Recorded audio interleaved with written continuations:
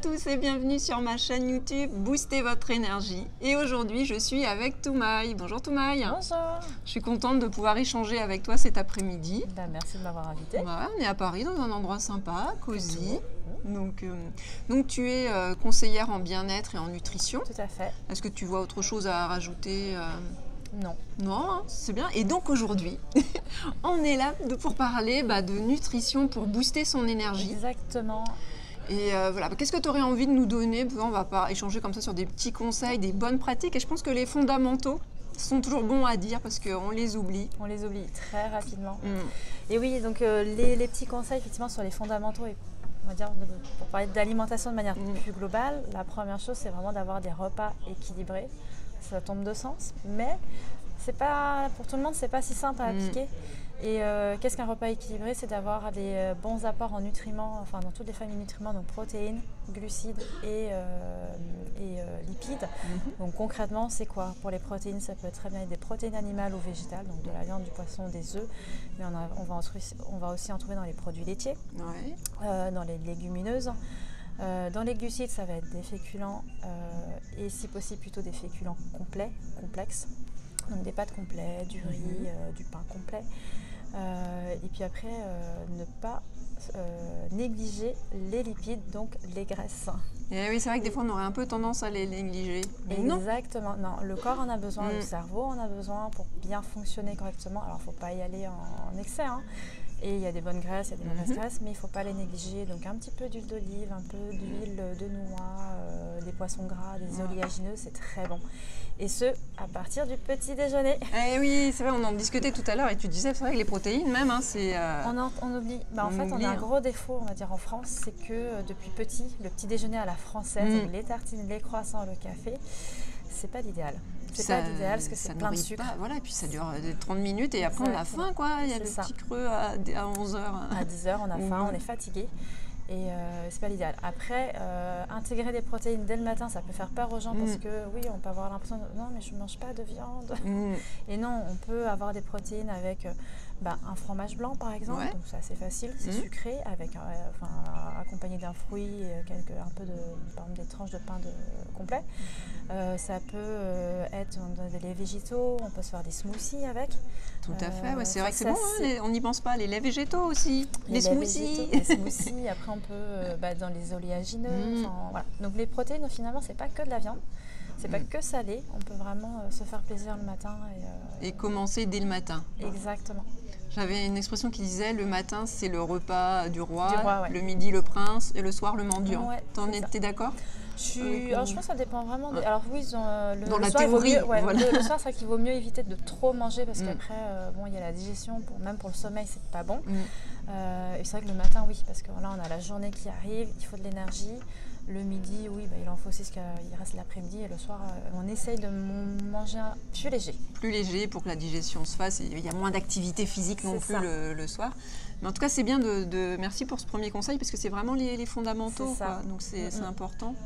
Et tu sais, en médecine chinoise, on dit que l'alimentation, c'est le premier des médicaments. Exactement. Donc, en fait, c'est simple. Le corps, c'est une machine. Une machine, pour qu'elle fonctionne, elle a besoin de son carburant et d'un bon carburant. Et à partir du moment où, en fait, on lui donne tout ce dont elle a besoin, ça fonctionne de manière optimale. Ça va venir booster les défenses immunitaires, donc on tombe un peu moins malade quand même. Enfin, c'est vecteur de performance ici en entreprise. En termes de santé, on se sent plus en forme aussi de manière globale. Et puis cerise sur le gâteau, ça joue aussi sur la silhouette du coup. Et oui. Voilà, c'est ça, c'est dans tout, tous les aspects. Alors, merci pour ce premier conseil. Alors le deuxième. Le deuxième, pareil, qu'on a tendance à oublier, c'est l'hydratation. Et oui.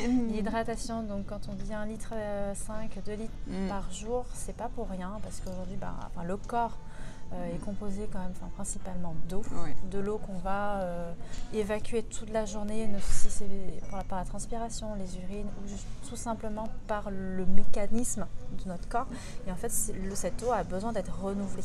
L'eau est hyper importante pour le bon transport des nutriments aux cellules et aux organes, donc c'est vraiment important de donc, buvez de l'eau. Et buvez de l'eau sur toute la journée. Voilà, c'est ce qu'on disait en petite quantité, plusieurs fois dans la journée. J'aimais bien ce que tu disais tout à l'heure. Comment tu répartis. La répartition, c'est un verre d'eau au réveil avant de sortir de son lit pour réveiller son organisme doucement. Un verre d'eau au petit déjeuner. Généralement, je conseille une petite bouteille de 50 centilitres parce que on a l'impression que la tâche est moins difficile, mais dans la matinée. Un verre d'eau à midi pendant le repas, une autre bouteille de 50 centilitres à peu près l'après-midi et au moins un verre d'eau avant de se coucher pour bien hydrater son corps avant la nuit de sommeil. Ça, c'est une bonne technique. Voilà. Merci. Et c'est bien, c'est clair, c'est net, précis. Exactement. Voilà. Et pour ceux qui n'aiment pas l'eau, voilà. Il y en a qui n'aiment pas l'eau. L'idée, c'est pas de boire des sodas, mais on peut aromatiser son eau en mettant du citron, des fruits ou des petites herbes aromatiques. C'est super bon. C'est vrai. Ça, c'est bien d'y penser. Voilà, ouais. Même, tu vois, du concombre, je me souviens l'été, tu vois. Basilic, c'est trop bon. Voilà, regardez, pour cet été. Voilà, les fruits rouges aussi, c'est bon. Enfin, il y a pas mal de combinaisons sympas à faire. Voilà, et c'est naturel et c'est bon. Exactement. Et ton troisième conseil? Le troisième conseil, je dirais limiter le sucre raffiné et de manière même plus globale les produits transformés. Parce que le sucre, au final, c'est pas que des produits sucrés, on en trouve partout, même sur des choses qu'on ne soupçonnerait pas. Et donc vraiment, pour réduire cet apport de sucre, le mieux, c'est vraiment de réduire et limiter sa consommation de produits transformés. Donc les plats préparés, les gâteaux qui sont déjà faits, qui se vendent en grande surface, par exemple. Tout ça. Faut mieux faire ses gâteaux soi-même, quoi. Vaut mieux faire ses gâteaux soi-même. Après, je peux comprendre que tout le monde n'ait pas envie de cuisiner, mais après, il faut aussi regarder la composition des produits. Alors ça peut être un peu difficile parce qu'on a l'impression qu'il faut faire bac plus 12 pour comprendre quoi que ce soit. On comprend rien. On comprend rien. Ouais, non, c'est compliqué et les industriels ont bien compris. Mais il y a des petites choses, des petites règles simples. C'est sur la liste des ingrédients, il faut qu'elle soit la plus courte possible. Quand vous commencez à avoir des œufs, tous les œufs, 120, 200. C'est ça. Là, on se dit bon. On peut peut-être éviter ce produit-là, si on a déjà 3 ou 4 si on peut éviter. Après, sur tout ce qui est sucre, alors ça c'est pareil, c'est un peu difficile parce que le sucre aujourd'hui dans tout ce qui est industriel, il est sous plein d'appellations et pas juste sur le mot sucre, parce qu'on va mettre du sucre, du miel, du glucose, du fructe. Il faut faire attention. Mais voilà, plus la liste est courte, mieux c'est. Mieux c'est, c'est-à-dire que le produit sera moins transformé, il y aura moins de sucre. Et voilà, puis tant qu'on peut, si on peut cuisiner, on sait que dans notre vie, on ne peut pas toujours avoir les plats cuisinés font du bien une fois de temps en temps, mais c'est de limiter, quoi. On limite. On peut pas, je pense qu'aujourd'hui, on ne peut pas forcément tout éviter, mais limiter.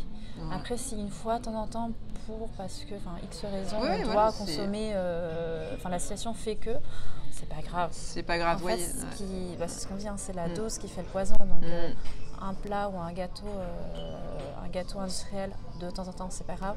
C'est à partir du moment où on le consomme régulièrement et tous les jours et régulièrement, là, ça peut avoir des incidences sur le corps et sur la santé. Tout à fait. Merci pour ces 3 conseils. Pour vraiment, tu vois, c'est vraiment cet équilibre et effectivement, ça donne de l'énergie de bien manger, comme on le disait tout à l'heure. Exactement. Est-ce que tu verrais autre chose à rajouter? Et alors, bien manger, ça ne veut pas dire manger moins. Ça, c'est hyper important.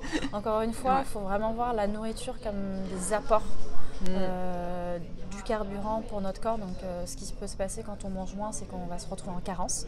Et du coup, ça va aussi engendrer de la fatigue et ça peut engendrer pas mal de soucis derrière. Et surtout, se faire plaisir. Ah, ça, j'aime bien. Se faire plaisir parce que la vie, c'est pas de manger de la salade et du quinoa et des choux kale. C'est se faire plaisir à tous les repas.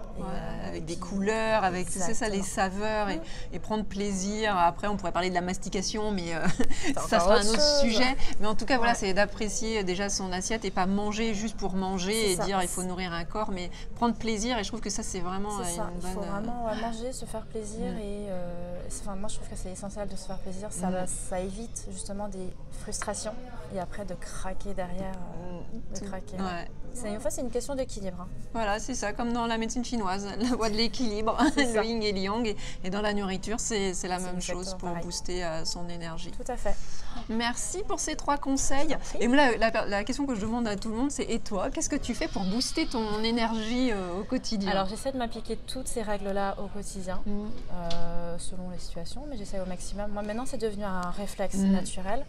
Et après, à côté de l'alimentation, je prends du temps pour moi. J'apprends à prendre du temps pour moi. C'est hyper important. Je vais faire du sport, du yoga. Je vais mettre mon téléphone en pause et profiter par exemple de mon fils. En fait, toutes ces petites choses, c'est énergisant, on prend du temps pour soi et c'est hyper important. Voilà, et tu vois, ça fait partie d'un tout. Autant il y a l'alimentation, mais il y a toutes ces petites choses au quotidien Tout à fait. qui sont là pour booster son énergie. Exactement. Bon, en tout cas, toi, tu fais quoi? C'est comme toi. Moi, je fais aussi je fais du golf. Ok. Et ça me fait du bien d'être dans la nature, tu vois. Et là, mon mental, il lâche et puis ça me permet de me ressourcer. Super. Chacun son petit truc. Ouais. Et vous, qu'est-ce que vous faites pour booster votre énergie? Vous pouvez nous mettre dans les commentaires ce que vous faites, une activité ou de la nourriture. Mais c'est vrai que c'est bien de se poser et de se dire des fois, qu'est-ce que je fais pour pouvoir soit trouver aussi des nouvelles choses. Et déjà, ce que vous faites, gardez-le, quoi. Parce que ça vous fait du bien, quoi. Exactement. Ah, merci pour ce beau partage. Et puis toi, on peut te retrouver à Paris. Alors, on me retrouve à Paris. Moi, je fais des accompagnements aussi bien en physique qu'à distance. Et la particularité que j'ai, c'est que quand j'ai une personne qui vient me voir parce qu'on va travailler sur ses habitudes, c'est que j'accompagne au quotidien. Alors, je ne suis pas là physiquement avec la personne, mais via WhatsApp ou message, je suis là vraiment en soutien parce que, encore une fois, changer ses habitudes, ce n'est pas simple. Ça demande du temps. Et c'est logique. Voilà, c'est là au début, tu vois, c'est là, comme tu disais, pour changer les habitudes, c'est la répétition et c'est les petits pas. Et donc au début, c'est bien d'être accompagné. Moi, je pense qu'il faut vraiment être accompagné, mais que ce soit sur plein de domaines. Voilà, ouais. Il faut être accompagné et je m'adapte au rythme de la personne. C'est-à-dire que si pour une personne, ça part, il vaut mieux gravir la montagne par étapes. Tout à fait, marche que de la faire d'un coup et en fait de se retrouver à mi-chemin complètement découragé parce qu'on ne voit pas le bout. Ouais, c'est vrai. Ça. La technique des petits pas. On est d'accord, j'aime bien aussi cette technique. Voilà. En tout cas, merci pour ce bel échange. Merci. Et puis à très bientôt pour une nouvelle interview. N'hésitez pas à liker la vidéo si vous avez bien aimé, à vous abonner et à partager. Je vous dis à très bientôt pour une prochaine interview. Boostez votre énergie. Merci beaucoup, Toué. Merci.